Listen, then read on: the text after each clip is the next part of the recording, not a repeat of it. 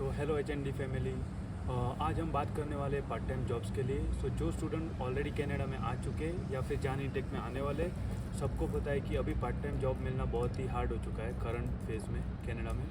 सो आज हम ये प्रॉब्लम सॉल्व करेंगे आपकी, कैसे करना है ये सब डिटेल में वीडियो रहेगा। सो आज हम डिफरेंट टाइप्स ऑफ लाइसेंस की बात करने वाले हैं। अगर आप वो लाइसेंस एक्वायर कर दोगे तो आप easily part time jobs get कर सकते हो। और प्लस पॉइंट क्या है पता है आपको? बहुत ही बढ़िया पॉइंट ये है कि आपको जो पे मिलेगा वो मिनिमम वेज से ज़्यादा मिलेगा। सो कि आपका पे होगा मिनिमम $18 to $22। सो या तो गाइस, फर्स्ट लाइसेंस का नेम है फोकलिफ्ट ऑपरेटर लाइसेंस। तो ये लाइसेंस आप कैसे लोगे? तो सबसे पहले उसको जानते कि ये है क्या, ये लाइसेंस कैसे होता है। तो ये लाइसेंस बेसिकली आपको किसके लिए चाहिए कि दुनिया के कोई भी एंड में जाओ या फिर कनाडा में कहीं पे भी जो बड़े बड़े वेयरहाउस होते हैं जहाँ पे बहुत सारा स्टॉक्स भरा हुआ होता है बिग बिग बॉक्सेस में, उसको आप इजीली एज अ मैनुअल एक जगह से दूसरी जगह नहीं रख सकते क्योंकि उसका वेट बहुत ही हैवी होता है। तो उसके लिए एक स्पेशल इक्विपमेंट यूज़ होता है, उसका नाम है फोकलिफ्ट मशीन। अभी जो फोकलिफ्ट मशीन है उसको यूज़ करना बहुत ही आसान नहीं है क्योंकि उसके लिए बहुत सारी स्किल्स रिक्वायर चाहिए। ये थोड़ा रिस्की होता है इसको यूज़ करना, as we all know that weight is way more higher. So इसके लिए जो स्किल एक्वायर करनी पड़ती है उसके लिए हमें एक छोटा सा कोर्स पढ़ना पड़ता है, और ये जो कोर्स पढ़ेंगे तब हमें मिलेगा फोकलिफ्ट लाइसेंस ऑपरेटर। और इस लाइसेंस की हेल्प से हम उस मशीन को ड्राइव कर सकते हैं। सो या तो अभी देखते हैं उसके लिए कितना टाइम लगता है, कैसे हम ये लाइसेंस एक्वायर कर सकते हैं, उसका प्रोसेस क्या है और मनी कितना लगेगा। तो गाइज़, वैसे तो बहुत सारे डिफरेंट टाइप्स के फोकलिफ्ट मशीन रहते हैं, लेकिन अभी मैं जो मेंशन करना हूँ वो जो बेसिक 2 टाइप्स है ना वो मैं मेंशन करूँगा जो मोस्ट ऑफ ऑल वेयरहाउस में यूज़ होते हैं। फर्स्ट टाइप है काउंटर बैलेंस और the second one is high reach. Okay, so these are the 2 licences which you need to get easily part time jobs in the all warehouses which are located in Canada. So उसके लिए अभी क्या करना है, तो find कैसे करना है जॉब को? तो आप गूगल पे जाओगे, गूगल पे जाके आपको टाइप करना है कि फोकलिफ्ट लाइसेंस इन कैलगरी। तो वहाँ पे डिफरेंट टाइप्स के आपको कंपनी मिल जाएगी, आप देख सकते हो यहाँ पे स्क्रीन पे। अभी कोई भी कंपनी पे आपको वॉक इन करके जाना है और आपको पूछना है उससे कि उसका कैसे लेना है। वो लोग सब आपको डिटेल में समझाएगी कि इसको लाइसेंस कैसे लेना है, एग्ज़ाम सब सॉर्ट आउट कर दे। बहुत ही ईजी एग्ज़ाम रहते हैं, कुछ ज़्यादा हार्ड रहता नहीं है। और कॉस्ट की बात करेंगे तो हम उसकी कॉस्ट अराउंड 150 रहेगी या टू गेट लाइसेंस। लेकिन बात यह है कि आपको इंडिविजुअल लाइसेंस लेना पड़ेगा। हाँ गाइस, जैसे कि काउंटर बैलेंस है तो उसका डिफरेंट लाइसेंस रहेगा, और हाई रीच है तो उसका भी इंडिविजुअल डिफरेंट लाइसेंस रहेगा। तो दोनों लाइसेंस आप ले सकते हो, और आफ्टर गेटिंग लाइसेंस मुझे पता है आपके जॉब लेने के चांसेस बहुत ही बढ़ जाएंगे, अराउंड 80%। और आपका पे रहेगा बिटवीन $19 to $22। सो या पैसे ही पैसे छापना है बस। बढ़िया 30 जन ऐसा कर लेंगे और ये शहर छोड़ के, ये चाल छोड़ के निकल जाएंगे और मस्त में कैश करेंगे। पैसा ही पैसा होगा। हम आगे बढ़ते हैं हमारा सेकेंड लाइसेंस की तरफ। तो हमारा सेकेंड लाइसेंस है स्मार्ट साउ लाइसेंस। तो बेसिकली ये लाइसेंस में होता क्या है, अगर आप लिकल स्टोर में, पब में या फिर बार में जॉब करना चाहते हो, पार्ट टाइम जॉब, तो ये लाइसेंस आपको बहुत इंपॉर्टेंट है। ये लाइसेंस आपको लेना ही पड़ेगा, अदरवाइज़ आपको जॉब नहीं मिलेगी। लाइक उबर ईट्स, डोरडैश और स्किप द डोर, ये 3 ऐप है कनाडा में फूड डिलीवरी के लिए। तो आप ये लाइसेंस लेके भी वो फूड डिलीवर कर सकते हो और आपकी जॉब अपॉर्चुनिटीज़ ज़्यादा बढ़ जाएगी और रेशियो ज़्यादा बढ़ जाएगा। तो ये लाइसेंस का प्रोसेस क्या है, कॉस्ट कितना है और कितना टाइम लगेगा, वो हम आगे देखते हैं।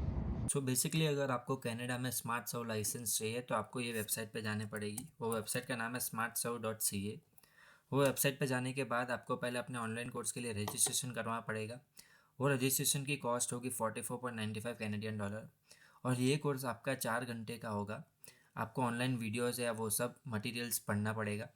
उसके बाद आप 30 डेज़ तक टेस्ट दे सकते हैं, और टेस्ट इजी होता है, नॉर्मली 33 MCQs ही होते हैं, और उस MCQ में से आपको 80% मार्क्स लाने पड़ेंगे अगर आपको लाइसेंस लेना हो तो।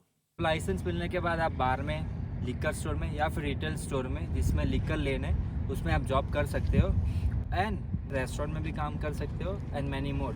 अगर आपको, और प्लस पॉइंट ये है इसमें कि ज़्यादा आप वेजेस कमा सकते हो, लाइक टिप्स मिलती है, तो गाइज अभी जो हम बात करने वाले हो थर्ड नंबर का लाइसेंस है वो सबको पता ही होगा, वो है सिक्योरिटी लाइसेंस।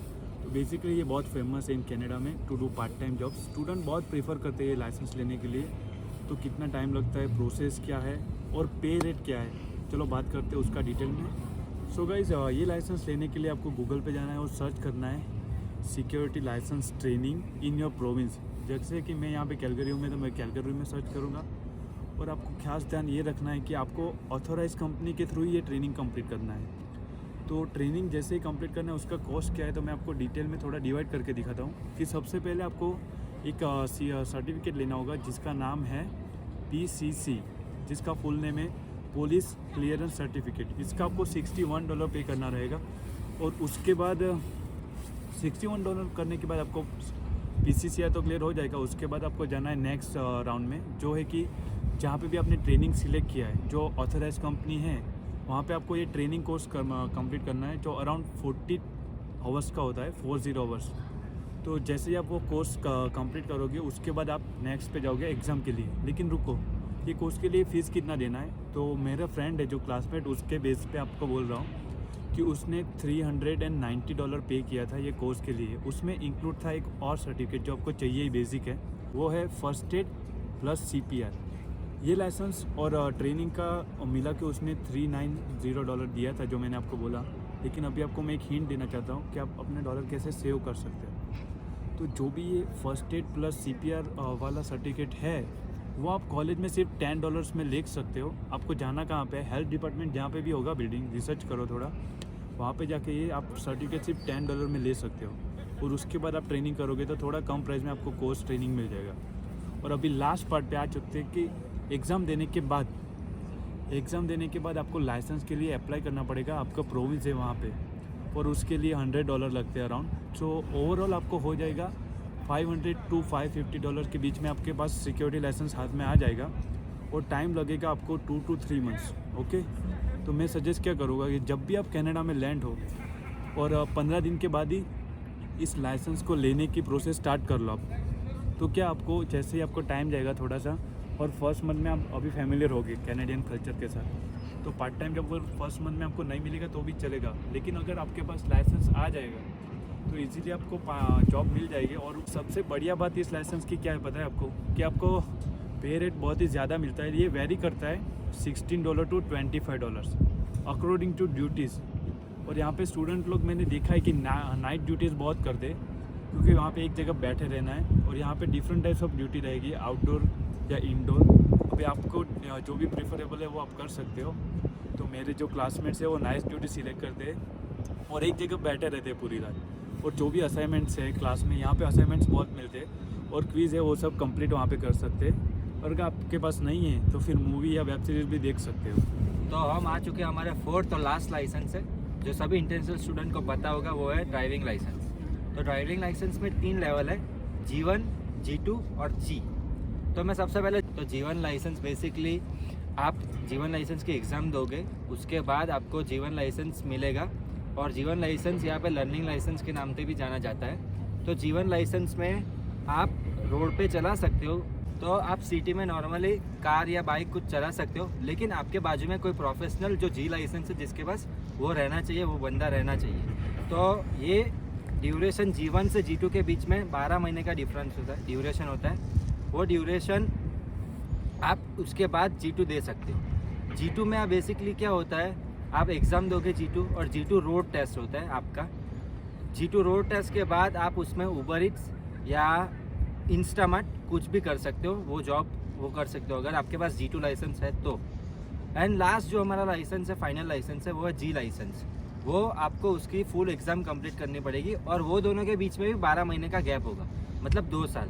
G1 से G2 और G2 से G3, 1 साल 1 साल ऐसे करके 2 साल होता है। तो अभी आपको पता है कि बहुत लॉन्ग ड्यूरेशन हो जाता है, G1 से लेके G लाइसेंस तक 2 साल लग जाते हैं। तो मेरे पास एक स्कीम है, जब आप इंडिया से ड्राइविंग लाइसेंस और ड्राइविंग एक्सट्रैक्ट लेके आओगे तो आप G1 एग्ज़ाम देने के बाद डायरेक्ट G एग्ज़ाम दे सकते हो, G2 नहीं देनी है हमको। और G1 एग्ज़ाम देने के बाद आप 1 दिन 2 दिन या 3 दिन कभी भी जब भी आप कंफर्टेबल हो, जो ड्यूरेशन में आपको देना हो एग्ज़ाम, वो ड्यूरेशन में आप एग्ज़ाम दे सकते हो G के लिए।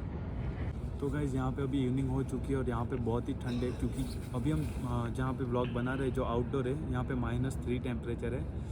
तो बहुत ही ठंड लग रही है। स्नोफॉल नहीं हो रहा है, लेकिन ठंड बहुत ही ज़्यादा बढ़ गई है। गाइस यहाँ पे हम आज का अपना वीडियो ख़त्म कर रहे हैं। अगर आपको कोई क्वेरी है या कोई और बढ़िया हेल्प चाहिए तो आप हमें इंस्टाग्राम पे डीएम कर सकते हैं। हम हो सके तो उसको सबको ही रिप्लाई देंगे। और अपार्ट फ्रॉम दैट, अगर आपको ये वीडियो हेल्पफुल लगा हो तो आप प्लीज़ उसे लाइक करें, शेयर करें और मस्ट आप हमें सब्सक्राइब करें, क्योंकि ये हमारा न्यू चैनल है तो हमें थोड़ा सपोर्ट चाहिए। और भी बढ़िया वीडियो आने वाली है डिटेल में कि इंडीड पे जॉब कैसे लेनी है, लिंक्डइन पे कैसे जॉब लेनी है, और जॉब के अपार्ट हम बहुत ट्रैवल भी कर रहे हैं तो उसका भी व्लॉग आएगा। और एजुकेशनल व्लॉग, ट्रैवल और इन्फ्लुएंस बहुत सारे व्लॉग आने वाले हैं। So stay tune.